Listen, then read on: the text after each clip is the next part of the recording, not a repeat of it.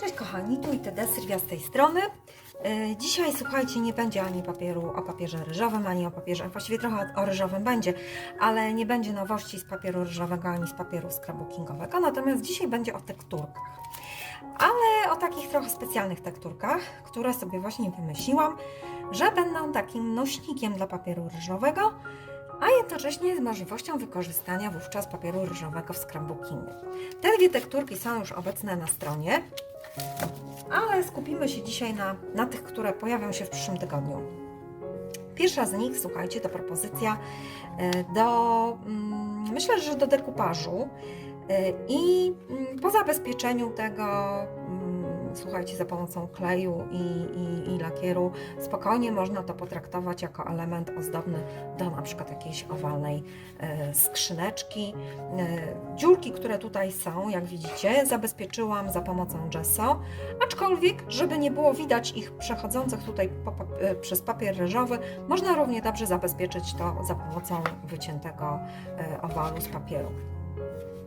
Tu mamy następną tekturkę i jak widzicie, z takiego jednego elementu można wykonać nawet takie dwie małe formy, które spokojnie można wykorzystać, wydaje mi się, w scrapbookingu. Jak widzicie, można to wykorzystywać na przykład w taki sposób i wówczas mamy wypukłe, jak również można to po prostu podkleić. Więc jak gdyby sposoby wykonania tego zostawiam Wam. Możliwości są, wydaje mi się, fajne. No właśnie, nie mogłam sobie odmówić, słuchajcie, przyjemności wykonania również tamborków z tekturki, które okazuje się, bo to tak naprawdę system właśnie tamborkowy był pomysłem na jak wykorzystać tekturki i połączyć je z papierem ryżowym. Więc tutaj mamy tamborek wykorzystany, mamy taką formę półprzezroczystą, a tu z kolei wykorzystałam już całą tą przestrzeń, podkleiłam je od spodu i wtedy można je po prostu wykorzystać równie dobrze w dekupażu. Przykleiwszy oczywiście to. Tu mamy tamborki okrągłe. Tu zastosowałam również na tekturce szablon, który potem, słuchajcie, udekorowałam za pomocą wosków i wtedy bardzo fajne efekty takie świetlne się pojawiają. Tu mamy z kolei tamborek mniejszy, w całkiem innej kolorystyce, a czym je zabezpieczać i ozdabiać, to też pokażę na filmie. Natomiast tutaj, słuchajcie, przygotowałam taką tekturkę, która już nie jest tamborkiem, ona imituje tylko tamborek, ale ponieważ są to takie mniejsze formy, pomyślałam, że właśnie coś, co bezpośrednio i tu konkretnie pomyślałam o scrapbookingu, aczkolwiek oczywiście taką pracę równie dobrze można przykleić do jakiejś pracy dekupażowej i na wieczku jakiejś skrzyneczki. Myślę, że spokojnie też się odnajdzie. Słuchajcie, w dalszej części filmu postarałam się Wam zaprezentować, jak to robiłam. Wiecie, jak to w filmach bywa, przygotowane mam już tutaj wcześniej pewne rzeczy. No więc właśnie, po pierwsze, taką tekturkę możemy w różny sposób udekorować. Tutaj akurat te tekturki z tamborkami udekorowałam za pomocą po prostu zwykłej farby akrylowej czarnej, ale to równie dobrze może być czarne gesso. W tym przypadku zastosowałam akwarele, tak, i to były to akwarele takie w pojemniczkach i pobawiłam się tutaj akwarelami. Natomiast tutaj, wiecie, można do tego równie dobrze do dekoracji takiej tekturki wykorzystać na przykład markery alkoholowe. Powiedzmy, że zrobimy sobie tutaj, możemy sobie to udekorować wstępnie. Na początek okrągły tamborek. Ozdobiłam go fioletowym woskiem, który fajnie będzie komponował się z kwiatami w kolorze bordeaux z kolekcji Ogród Marzeń. Po oddzieleniu elementów tamborka można z łatwością wykadrować sobie wybrany fragment. Szczerze mówiąc, kiedy zobaczyłam w sieci pracę z tamborkami, moje skojarzenie z papierem ryżowym było natychmiastowe. Wykorzystuję tu bowiem niesamowite właściwości papieru ryżowego, który jak żaden inny posiada umiejętność dopasowywania się do różnych krzywizn. Jeśli dodatkowo zwilżymy go wodą, w bardzo prosty sposób będziemy mogli umieścić papier pomiędzy częściami tamborka. Tym razem postanowiłam zastosować faktyczną formę tamborka, a więc dzięki umocowaniu papieru pomiędzy dwie tekturki otrzymamy półprzezroczystą formę. Oddzielam więc delikatnie środkową część, a następnie mocuję papier ryżowy pomiędzy tekturkami.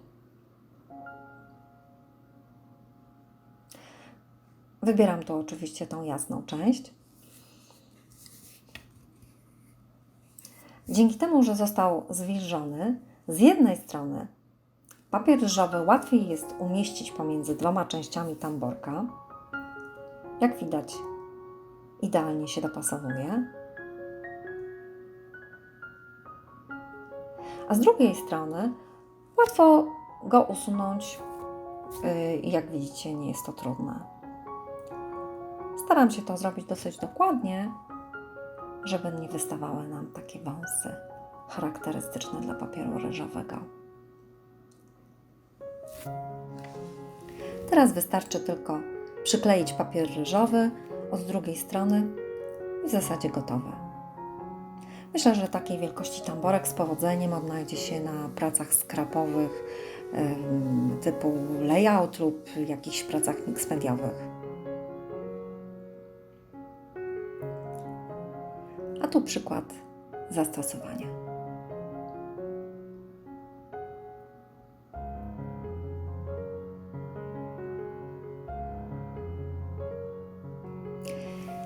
Tym razem pracuję z tamborkiem prostokątnym, tym mniejszym.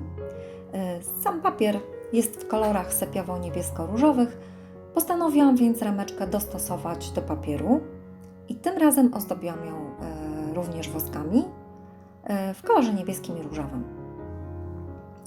Ponieważ tamborek chcę wykorzystać w technice scrapbookingowej do kartki okolicznościowej, będzie to kartka ślub w stylu retro i będzie on przytwierdzany do papieru, wykorzystam tym razem całą tekturkę razem z wewnętrzną częścią. Będzie łatwiej po prostu przymocować tamborek do kartki. Oczywiście czystą stroną będzie przylegał do papieru, natomiast prześwitująca przez papier dodatkowa rameczka myślę, że doda tylko uroku. Postępuję tak jak poprzednim razem, czyli moczę papier, wkładam wewnętrzną część tamborka razem z częścią środkową, obrywam papier ryżowy, a następnie przyklejam z drugiej strony.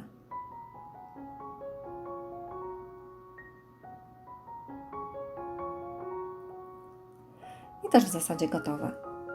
To naprawdę nie jest skomplikowane, a efekt wydaje mi się, że jest fajny. Jak widać, tutaj troszkę prześwieca ta rameczka dookolna, ale myślę, że nie przeszkadza, a wręcz może być dodatkowym elementem dekoracyjnym. Tym razem postanowiłam zrobić element do wykorzystania w dekupaż. Pomalowany farbami akwarelowymi wcześniej owal zabezpieczyłam woskiem, a następnie używając szablonu przy pomocy kleju 3D Glue wykonałam złocenie. Folia do złoceń idealnie przykleja się do kleju 3D, tworząc piękne, przestrzenne złocenia. Na początek używałam pędzla do szablonów, a potem dodatkowo palcem, paznokciem, ale aby idealnie folia się przykleiła, natomiast myślę, że jakiś plastikowy nożyk czy jakaś stara karta płatnicza też się świetnie tutaj sprawdzą. Ponieważ będzie to owalne pudełko z grafiką Hansa Zacki, ale wykonane techniką dekupaż, trzeba przykleić również papier ryżowy do tekturki. Aby zniwelować widoczne rysunki owali, które po przyklejeniu papieru ryżowego mogłyby być widoczne w strukturze, na początek zabezpieczyłam wewnętrzne części białym gesso. Może to też być zwykła docięta biała kartka papieru. Następnie posmarowałam wewnętrzną część klejem z werniksem pentartu, aby papier przykleił się do tekturki. Potem postępuję dokładnie tak jak wcześniej, czyli woda, wyciskanie, wytłaczanie. Pamiętajmy, aby właściwie przyłożyć klejem do papieru. Dociskam dokładnie, obrywam papier i przyklejam od wewnętrznej strony. Na koniec zabezpieczam również klejem z werniksem na wierzchu papier ryżowy i gotowe. Myślę, że to też będzie taki fajny element, który może urozmaicić prace dekupażowe.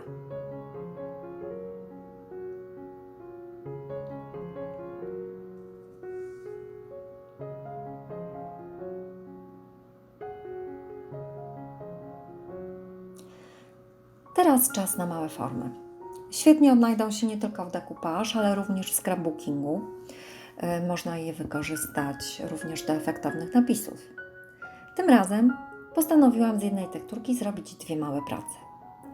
Pomalowane na intensywnie zielone kolory rameczki będą się wzajemnie fajnie uzupełniać. Pierwszą tym razem zrobię trochę przewrotnie, czyli wyrywam papier i przyklejam bezpośrednio do rameczki od spodu.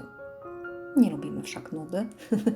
A dzięki temu otrzymamy dwa elementy na różnych poziomach, co myślę, że powinno fajnie urozmaicić pracę i nadać jej dodatkowy efekt 3D. Podklejam i odkładam do wyschnięcia. Natomiast dopiero drugą rameczkę potraktuję w ten sam sposób, czyli już w sposób tradycyjny. Wcześniej zabezpieczyłam element ten mały przy pomocy gesso, ponieważ był nieco zbyt kolorowy od akwareli i nie chciałam, aby kolor zielony przebijał. Teraz już z górki, czyli woda, wypychanie i w końcu przyklejenie papieru od spodu. Zdjęcia dzieci jednoznacznie skojarzyły mi się z przyjaciółmi, więc dobrałam też taki cytat do pracy.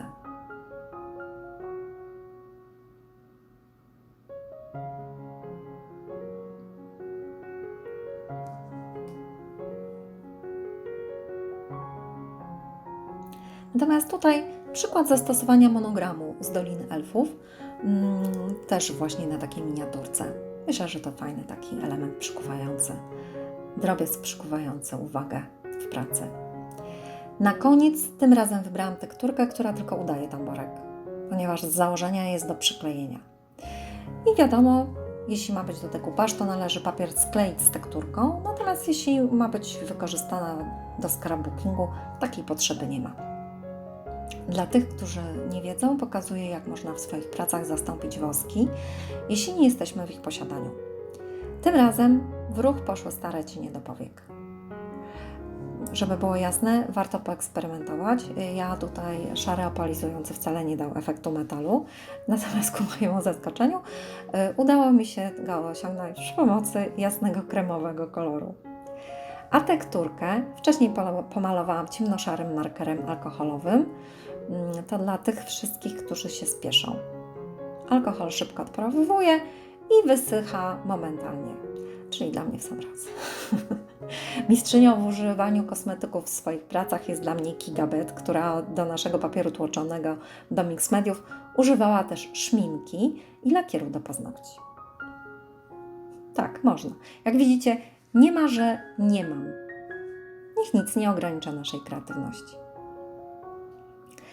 Dalej, kochani, jest już tak oczywiste, że nawet nie będę nic mówić. Mam nadzieję, że film będzie przydatny i pozwoli również skraperkom otworzyć się na papier ryżowy. Tradycyjnie już czekamy na Wasze komentarze. Do usłyszenia. Cześć.